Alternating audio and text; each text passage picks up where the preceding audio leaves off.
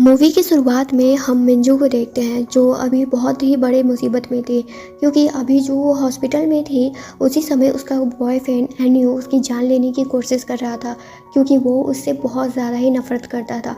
जहाँ पर मिंजू उससे बहुत ज़्यादा प्यार करती थी, वहीं आज इतना बड़ा सच जानकर एन्यू का उससे बहुत ज़्यादा ही बुरा लगता है। और आखिर एन्यू मिंजू के साथ ऐसा इसलिए कर रहा था ताकि वो मिंजू का आँख निकाल कर अपनी गर्लफ्रेंड सीयू को दे सके, जो उसकी रियल गर्लफ्रेंड थी, क्योंकि एनियो तो मिंजू को बस एक बैंक की तरह यूज़ किए जा रहा था। और आज जब उसे इतना बड़ा सच पता चलता है तब वो उसे बहुत ज़्यादा ही बुरा लगता है। और वहाँ पर भी सीयू अपना अच्छा बनने का नाटक कर रही थी ताकि एनियो उसे कभी भी बुरा नहीं समझे। और आज मिंजू को ये भी पता चलता है कि वो दोनों मिलकर उसे बहुत सालों से चीट करते आ रहे थे, और आज तो सीयू एनियो के बच्चे की माँ भी बनने वाली थी। पर आज जब सीयू देख नहीं सकती थी तो इसी कारण से वो एनियो अपनी मिंजू का आँख निकाल कर सीयू को देना चाहता था।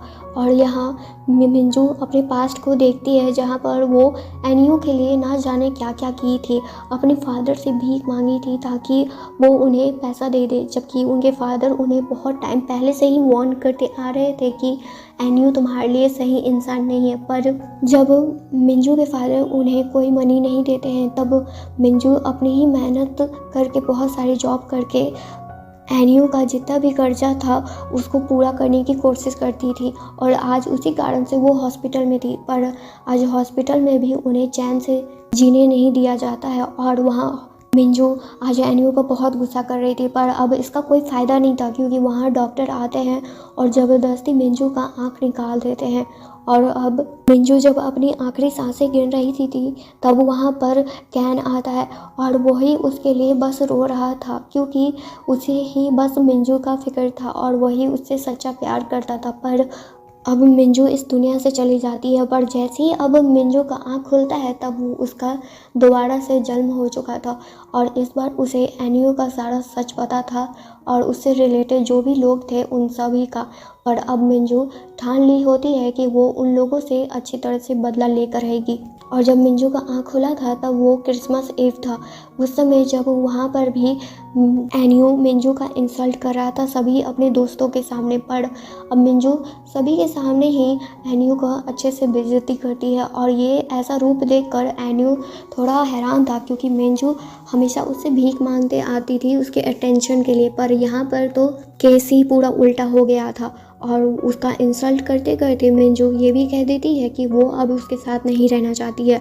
और ब्रेकअप का बात सुनकर एनियो और भी ज़्यादा हैरान हो जाता है, और उसे लग रहा था कि ये फिर से मिंजू का कोई नया ट्रिक है उसका अटेंशन ग्रैब करने का। पर उसे यहाँ पर कोई फ़र्क नहीं पड़ा था क्योंकि उसे अभी भी लग रहा था कि बस ये सब एक नाटक है। पर वहाँ इतना इंसल्ट अपना देख कर एनियो और उसके दोस्त लोग को बिल्कुल भी अच्छा नहीं लगता है, इसी कारण से वो लोग वहाँ से चले जाते हैं। फिर उसके बाद कैन और मिंजू एक दूसरे के साथ बैठकर वहाँ कुछ बातें कर रहे होते हैं, और मिंजू अपने बारे में कहती है कि क्या वो एक अच्छी लड़की नहीं है, जिस पर कैन उससे कहता है कि नहीं, तुम आखिर ऐसा सोच भी कैसे सकती हो, तुम बहुत ही अच्छी हो, पर वहाँ पर तुम जिस इंसान से प्यार करती थी वो तुम्हारे लिए कभी अच्छा था ही नहीं। फिर उसके बाद वो दोनों बहुत ज़्यादा ही ड्रिंक करते हैं, और ड्रिंक करते करते मिंजू बहुत ज़्यादा ही ड्रंक हो जाती है। फिर उसके बाद जब कैन मिंजू को वहाँ से ले जा रहा था तभी वो सीयू को देखता है जो किसी और इंसान के साथ अपना टाइम स्पेंड कर रहा था।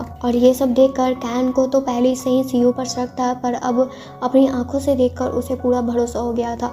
और अब अगले दिन देखते हैं जहाँ पर जब मिंजू अब रेस्टरूम में थी तभी कुछ लोग उसके बारे में बात कर रहे थे, और वो कोई और नहीं बल्कि सीयू और उसके कुछ फ्रेंड थे जो मिंजू के बेवकूफ़ दिमाग के बारे में बोल रहे थे कि कितनी बेवकूफ़ है वो लड़की कि साफ उसे दिखता है कि एनियो उससे प्यार नहीं करता और वो सिर्फ सीयू से प्यार करता है, पर फिर भी वो अपना पैसा ऐसे इंसान पर खर्चा कर रही है। पर वहाँ पर सीयू कहती है उसे कोई फ़र्क नहीं पड़ता है क्योंकि उसे बस जीने के लिए पैसे मिल रहे हैं और उसे किसी और चीज़ से मतलब नहीं है। और ये सुनते ही मिंजू बाहर आती है, और वहाँ पर जितने भी लोग थे वो सब हैरान हो जाते हैं कि उनकी जितनी भी बातें थी वो मिंजू ने सुन ली होती है। पर मिंजू उन सभी को इग्नोर कर रही थी क्योंकि इतना इंसल्ट करने के बाद भी मिंजू का उन लोग अपनी हरकतों से बाज नहीं आती है, और वहाँ पर मिंजू को ही गलत ठहरा रही थी कि तुम्हारी कितनी छोटी सोच है कि तुम दूसरों की बातें सुनती हो। पर वहाँ पर सीयू कहती है कि अगर तुम चाहती हो कि मैं एनियो की लाइफ से चली जाऊँ, तो तुम्हारे लिए यही अच्छा होगा कि तुम मुझे कुछ पैसे दे दो ताकि मैं यहाँ से जा सकूँ। फिर उसके बाद मिंजू वहाँ अपने प्रोफेसर को कॉल करती है और कहती है कि वो एक्सचेंज स्टूडेंट में पार्टिसिपेट करेगी और वही जाएगी।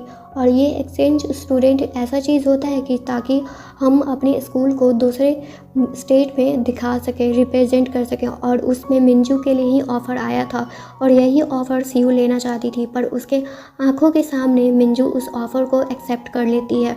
और ये देखकर सीयू को बहुत ज़्यादा ही जेलस फील होता है। पर वहाँ से मिंजू अच्छे तरह से सबक सिखाकर चली जाती है वहाँ से। और ये देखकर सीयू को बहुत ज़्यादा ही गुस्सा आ रहा था और साथ ही उसकी दोस्त लोग को भी। और अब हम क्लासरूम में देखते हैं जहाँ पर एन्यू और उसके दो दोस्त मिंजू को देखते हैं, उसका इंसल्ट करने लगते हैं और उन्हें लगता है कि मिंजू अब वापस आ गई है अपने होश में और अब एन्यू से वो भीख मांगकर अपनी माफ़ी के लिए भीख मांगेगी और एन्यू उसे माफ़ नहीं करेगा। पर यहाँ पर सीधे इसका उल्टा होता है। मिंजू तो कैन को शॉपिंग पर जाने के लिए ऑफ़र देती है और ये सुनकर कैन बहुत ज़्यादा ही खुश होता है और वो तुरंत मिंजू का ऑफ़र एक्सेप्ट कर लेता है। फिर उसके बाद वो दोनों वहाँ से चले जाते हैं और ये देखकर एन्यू को बहुत बड़ा झटका लगता है, क्योंकि जो लड़की हमेशा उसके आगे पीछे दुम हिलाकर आती रहती थी, आज वही लड़की उसे इग्नोर कर कर वहाँ से चली जाती है।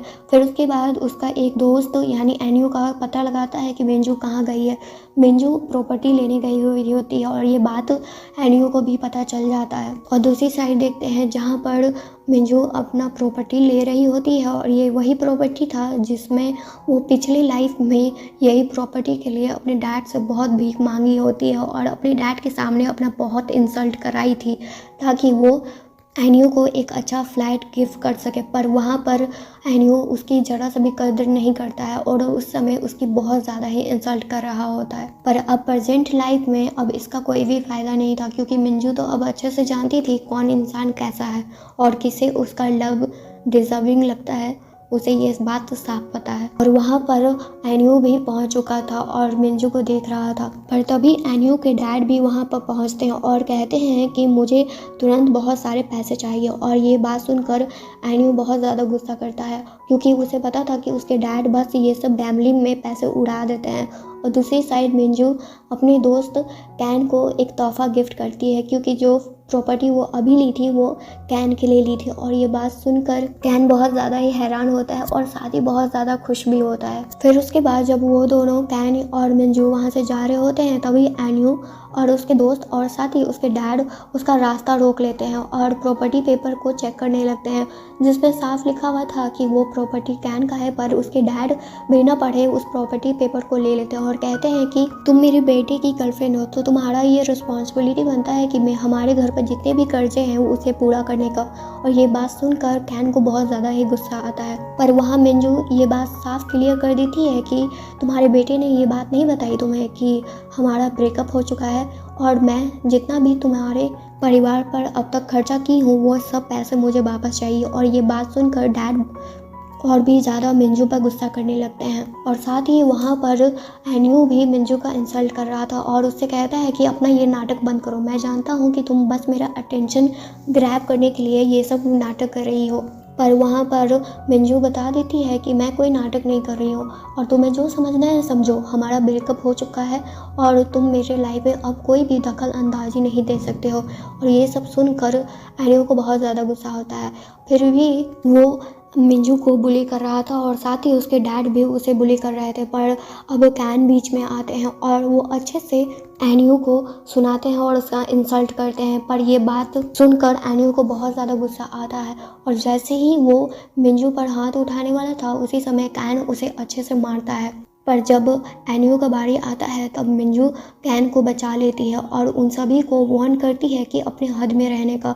और उसके फैमिली ने उससे पूरे 5 बिलियन लिए थे, वो भी पैसे जल्द से जल्द पूरा करने का। पर तभी वहाँ पर सुई भी आ जाती है, जो अपना भोला चेहरा बनाकर वहाँ नाटक करने लगती है और कहती है कि एन्यू और मिंजू में जो भी मिसअंडरस्टैंडिंग हुई है वो भी उसकी वजह से हुई है और वो उसके लिए सॉरी फील कर रही है। पर ये सब नाटक देखकर कैन और मिंजू को तो बहुत ज़्यादा ही इंसल्टिंग और अजीब सा फील हो रहा था। और एनयू तो उसके झांसे में आ भी जाता है और सीयू का साथ देते हुए वहाँ सभी लोगों से कहता है कि सीयू और उसके बीच में ऐसा कुछ भी नहीं चल रहा है, तो उसका इंसल्ट ना करे तो अच्छा है। फिर उसके बाद मिंजू वहाँ एक गेम खेलती है और कहती है डैड से कि अगर आपको इतने ही पैसे की ज़रूरत है तो सीयू ने जो भी कपड़े पहने हैं वो सब कुछ महंगे हैं और ख़ासकर उसका पर्स तो पूरे 2 मिलियन का है, तो आप उस पर्स को बेचेंगे तो आपको तो कुछ पैसे मिल ही जाएंगे। और ये बात सुनकर डैड बहुत ज़्यादा खुश हो जाते हैं और वो उस बैग को लेने ही वाले होते हैं, पर सीयू मना कर देती है और फिर वहाँ पर अपना तबीयत ख़राब होने का नाटक करने लगती है,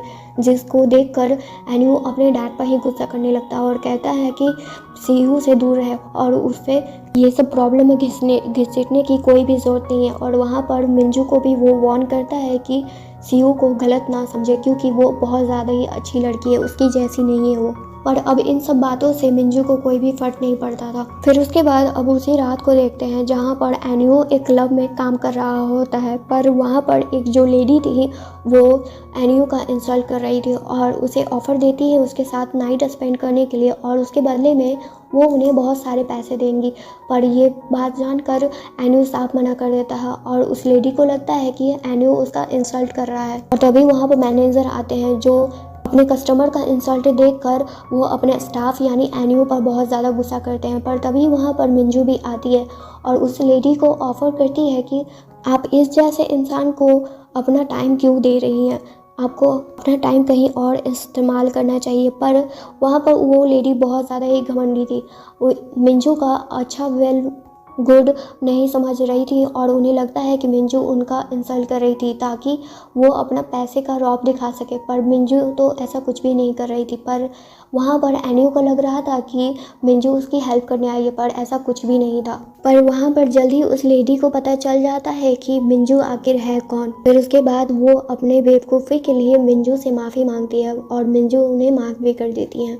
और वो लेडी जाने से पहले उस इंसान को यही एडवाइस देती हैं कि मिंजू के साथ अच्छे से बिहेव करने के लिए, ताकि उन्हें अच्छे पैसे मिल सके। पर ये सब सुनकर एनयू को बहुत ज़्यादा गुस्सा आ जाता है और उसी समय कैन भी वहाँ पर आते हैं। फिर उसके बाद एनयू को पता चलता है कि मिंजू तो यहाँ कैन के साथ टाइम स्पेंड करने आई है और ये सब देखकर उसे और गुस्सा आने लगता है और कहता है कि मिंजू से कि तुम इतनी बेशर्म लड़की बन गई हो कि अब तुम्हारा ब्रेकअप अभी अभी हुआ है और तुम किसी और के साथ टाइम स्पेंड कर रही हो।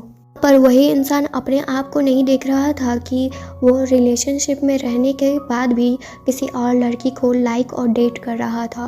पर वहाँ पर मिंजू उसका अच्छे से इंसल्ट करती है, क्योंकि वहाँ पर और भी लोग थे जो ये सब तमाशा देख रहे थे और मिंजू उसके आंखों के सामने उस पर पैसा फेंकती है और कहती है कि ये जो गिरे हुए पैसे हैं यही तुम्हारी औकात है मेरे सामने। और वो वहाँ पर एनयू को बहुत ज़्यादा ही इंसल्ट कर रही थी। तब एनयू उसे कहता है कि जिस इंसान के साथ तुम हो, क्या तुम्हें लगता है कि वो मुझसे ज़्यादा काबिल है? मैं तो इस जैसे इंसान को भाव भी न दूँ। और वहाँ पर वो कैन का इंसल्ट कर रहा था।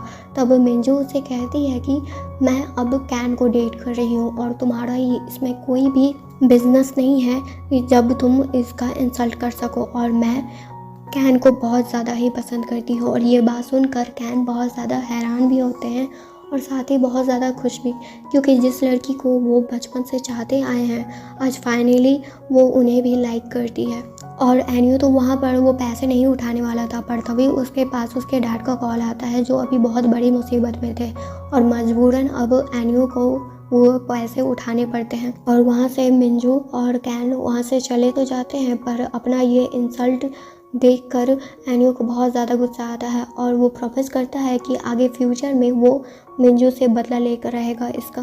पर तभी एनयू के पास सीयू का कॉल आता है जो कह रही होती है कि वो अभी हॉस्पिटल में है। और ये बात सुनकर एनयू तुरंत हॉस्पिटल पहुंचता है और उसे पता चलता है कि एनयू मतलब सीयू बहुत ही बड़ी बीमारी से जूझ रही है और उसके लिए उसे बहुत सारे पैसे चाहिए, जिस पर एनयू जो पैसे अपने डैड के लिए उठाया था उस पैसे को वो सीयू को दे देता है और उससे कहता है कि तुम ये पैसे को यूज़ कर सकती हो और तुम मेरे डैड का फिक्र मत करो। और वैसे भी उसे उसके डैड की कोई फिक्र नहीं थी। फिर उसके बाद पैसे देकर वो वहाँ से चली तो जाते हैं, पर वहाँ पर मिंजू भी थी और वो सीयू का बात रिकॉर्ड कर लेती है, जो भी वो डॉक्टर से कह रही थी कि ये सब प्लानिंग और ये बीमारी सब नकली है और ये सब बस पैसे ऐंठने का एक तरीका है एनियो से, और वो तो उससे कभी प्यार भी नहीं करती है। और अब घर पर देखते हैं जहाँ पर डैड एनियो का वेट कर रहे थे, पर जब उसे पता चलता है कि एनियो कोई पैसे लेकर नहीं आया है और साथ ही अब तो मिंजू के साथ भी उसका ब्रेकअप हो गया है और ना ही अब तक वो मिंजू से माफ़ी मांगा है, तब डैड उस पर बहुत ज़्यादा गुस्सा करते हैं। फिर उसके बाद वो खुद ही एनियो को प्लान बना कर बताते हैं कि तुम मिंजू से इस तरह से माफ़ी मांगो, तब तुम्हें वो माफ़ कर देगी, क्योंकि वो तुमसे बहुत ज़्यादा प्यार करती है। और उसका बात मान कर एनियो वैसा ही करता है और अपना हाथ पर चोट लगा कर वो मिंजू को फ़ोटो भेजता है। पर दूसरी साइड मिंजू को तो कोई फिक्र ही नहीं थी, क्योंकि वो तो कैन के साथ अपना टाइम स्पेंड कर रही थी। और आज मिंजू बहुत ज़्यादा खुश थी, क्योंकि वो इंसान के साथ वो टाइम स्पेंड कर रही थी जो उसकी कदर करते हैं, उससे प्यार करते हैं। पर दूसरी साइड एनियो बहुत ज़्यादा ही टेंशन ले रहा था, क्योंकि मिंजू का अभी तक कोई भी मैसेज उसके पास नहीं आया था, क्योंकि मिंजू तो कैन के साथ अपना ब्यूटीफुल टाइम स्पेंड कर रही थी। और कुछ ही देर में कुछ लोग एनियो के घर आ जाते हैं और उसके डैड को बुली करने लगते हैं। पर जब एनियो अपने डैड को उन लोगों से बचा रहा होता है, तब वो लोग खुद ही उसे मारने लगते हैं। पर तभी सही टाइम पर वहाँ पर पुलिस आ जाती है और उन लोगों को पकड़ने के लिए आई थी। और ये सब देखकर एनियो और उसके डैड थोड़ा रिलीफ फील करते हैं। पर तभी वहाँ पर सीयू आती है और एनियो को लगता है कि सीयू ने ही वहाँ पर पुलिस को बुलाया है और वो उन दोनों ने इस बात को मान ही लिया था। पर सही टाइम पर वहाँ पर पुलिस आती है और वो बताती है कि यहाँ पर मिस मिंजू ने इस जगह के बारे में कंप्लेन की थी। और वहाँ पर जल्दी उन दोनों को पता चल जाता है कि असल में पुलिस को किसने बुलाया था। और वहाँ पर मिंजू और कैन भी आते हैं, क्योंकि आज फाइनली एनियो को बहुत बड़ा सच पता लगने वाला था कि आखिर जिस लड़की से वो प्यार करता है वो कितनी बड़ी धोखेबाज है और उसे कब से अंधेरे में रखी हुई थी, और एनियो ने अपने पास से कितने बड़े हीरो को जाने दिया था। क्योंकि मिंजू अब वही रिकॉर्डिंग एनियो को सुनाती है जो हॉस्पिटल में उसने रिकॉर्ड किया था। और ये सब सुनकर अब एनियो को बहुत ज़्यादा गुस्सा आता है और वो सीयू को थप्पड़ लगा देता है। और ये देखकर सीयू को और गुस्सा आता है और वो एनियो से कहती है कि तुम ही सबसे बड़े बेवकूफ़ इंसान हो, क्योंकि तुम मेरे जाल में फंस गए थे और तुम्हारी तो इतनी अच्छी गर्लफ्रेंड थी मिंजू, पर तुमने मेरे जाल में आकर तुमने उसे डिवोर्स मतलब ब्रेकअप कर दे दीजिए और इसमें मेरी कोई गलती नहीं है। और ये इतना कहकर सीयू वहाँ से चली जाती है। फिर उसके बाद जब कैन मिंजू को वहाँ से चलने के लिए कहता है, तभी एनियो मिंजू को रोकता है और अपनी गलती के लिए माफ़ी मांग रहा था। पर अब इसका कोई भी फ़ायदा नहीं था, क्योंकि मिंजू जो भी अपने पास्ट लाइफ में और इस प्रेजेंट लाइफ में भी जितना इंसल्ट और जितना दर्द सही थी, उतना एनियो कभी सहा ही नहीं था और ना ही उसे पता था कि मिंजू कितने दर्द से गुजरी थी। और अब कुछ साल बाद का टाइम देखते हैं, जहाँ पर मिंजू बहुत ज़्यादा खुश थी अपने हस्बैंड कैन के साथ, क्योंकि आज उनकी शादी भी अब तक हो चुकी थी और अब मिंजू माँ बनने वाली थी और अपने आने वाली बेबी के लिए शॉपिंग कर रही थी अपने हस्बैंड कैन के साथ। और उसी दिन मिंजू एनियो को भी देखती है, जो पैसों के लिए अमीर लेडीज़ को डेट कर रहा था, पर अपना बुरा हालत से भी वो गुजर रहा था। और ये सब देखकर अब मिंजू को कोई फिक्र नहीं थी और ना ही अब उसको उसकी लाइफ से मतलब भी था। और दूसरी साइड जब एनियो मिंजू को देखता है तो वो एक चीज़ के लिए रिलीफ फील करता है कि मिंजू अब उसके पास नहीं है और वो अपनी अच्छी लाइफ बिता रही है अपने प्यार के साथ। थैंक यू दोस्तों, यहाँ तक ये स्टोरी सुनने के लिए।